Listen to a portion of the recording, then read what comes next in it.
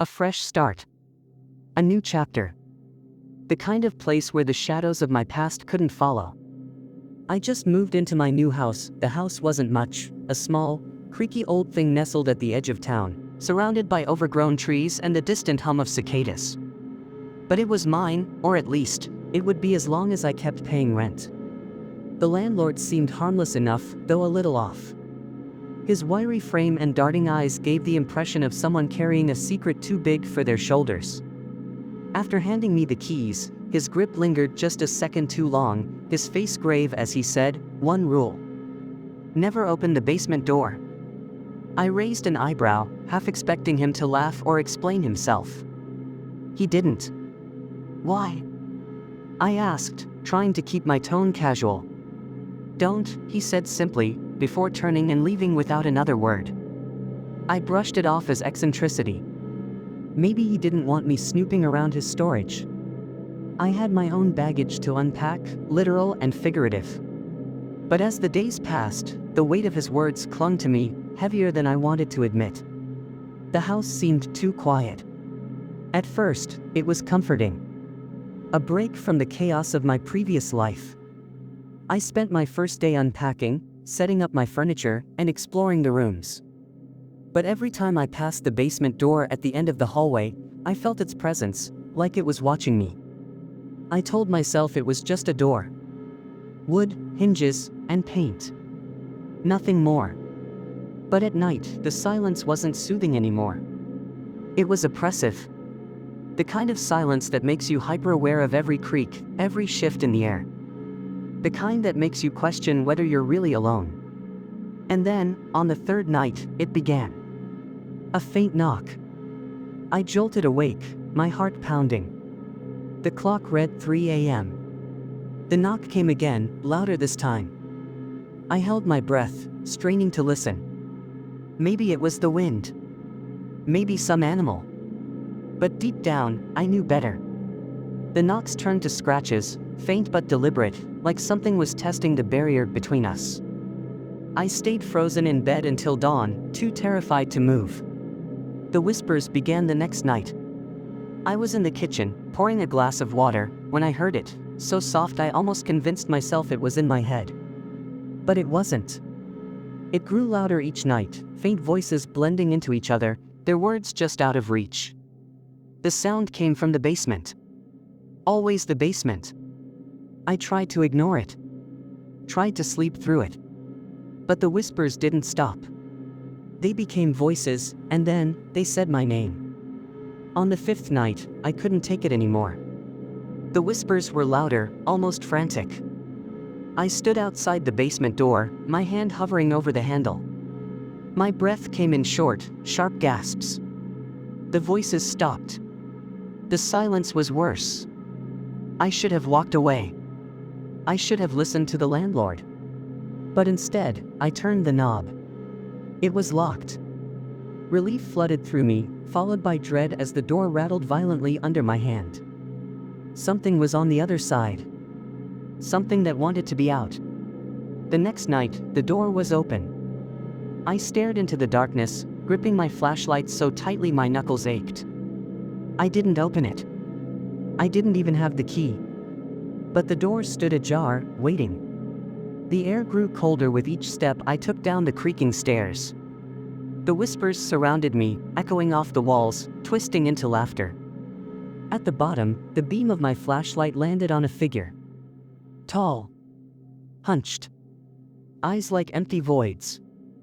It didn't move, but its presence filled the room, pressing down on me like a weight I couldn't shake. It knew me. I ran. Slamming the door behind me, I locked it and threw myself against it, gasping for air.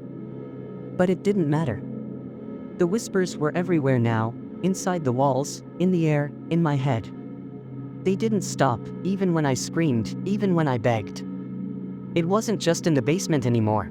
I saw it in the mirror that night, standing behind me, its hollow eyes locking with mine. I spun around, but it was gone. But I could still feel it. I wasn't alone in my own skin anymore. Tonight, I can't take it anymore. The whispers are deafening, pounding against my skull like waves crashing on a cliff. The basement door is open again, the darkness beyond it pulsing like a heartbeat. I grab the flashlight, tears streaming down my face, and step inside.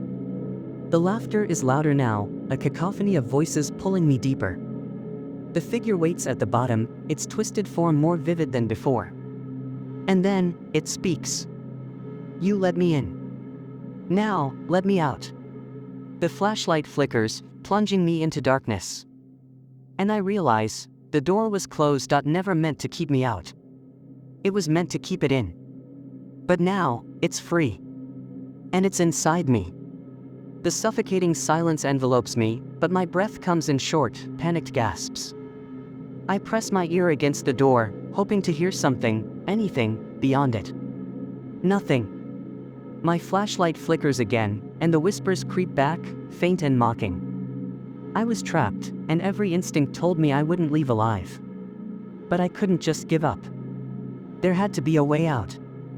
I scan the basement. The room is much larger than I first thought, with walls lined with strange markings glowing faintly in the dark. There's a workbench covered in rusted tools, an old trunk, and cobwebs everywhere.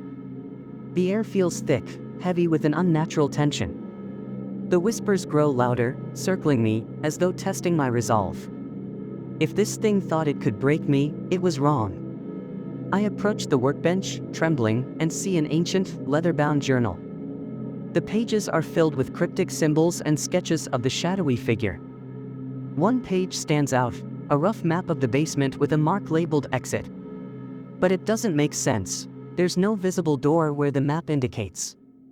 I run my hand along the cold stone wall in that spot. It was there, hidden, just faint enough to escape notice, an outline of a door etched into the wall.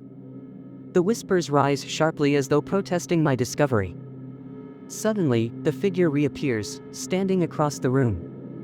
Its eyes burn like dying embers, and its voice is a guttural snarl. "You think you can leave?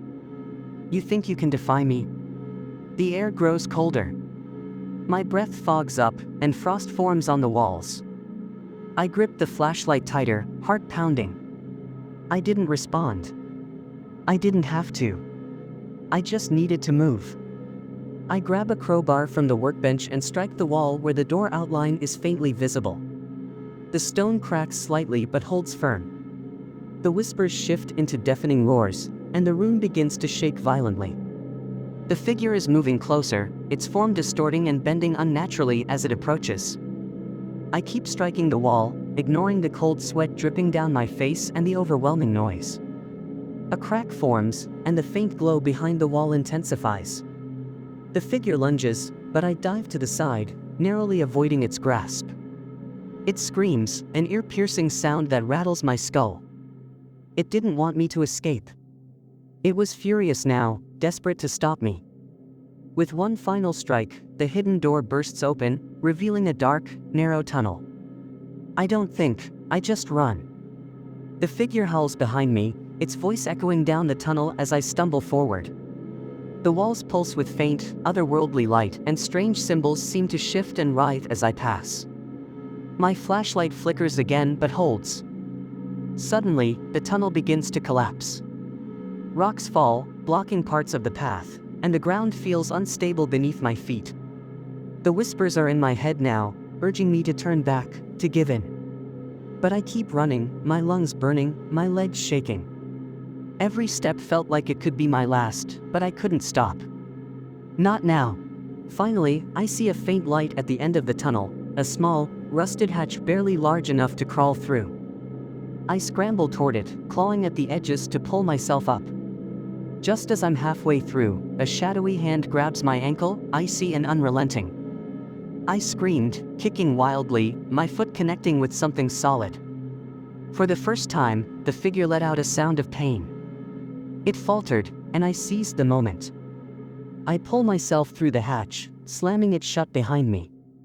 The whispers fade, replaced by blissful silence. I collapse onto the cold ground outside, gasping for air. The night sky stretches above me, stars twinkling as though mocking my ordeal. The house looms in the distance, dark and quiet, as if nothing had happened. I made it out. But I knew the house wasn't done with me, or with anyone else who dared step inside. If you enjoyed the story, do comment down below and subscribe for more chilling stories every day. Thanks for listening till to the end.